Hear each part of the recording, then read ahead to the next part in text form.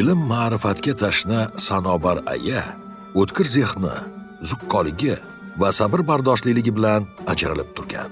Hayotini oila va farzandlar kamoliga bag'ishlagan onaizor butun umr ushbu fazilatlarga sodiq qolgan.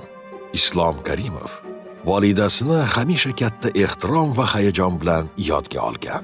Xususan, onasining ovqat pishirgani, xamir qorgani bilan bog'liq bolalik xotiralarini bir necha bor so'zlab bergan. Islom Karimovning xotirlashicha, bolalik kezlari onasi bozorga yoki qarindosh urug'larini yo'qlagani borganda, uni tez-tez o'zi bilan olib ketgan. Inson bolasini ona yorug' dunyoga keltiradi, oq yuvib, oq taraydi. Uni beg'araz mehri bilan ulg'aytiradi. Inson qalbida neki olijanob tuyg'ular barchasi ona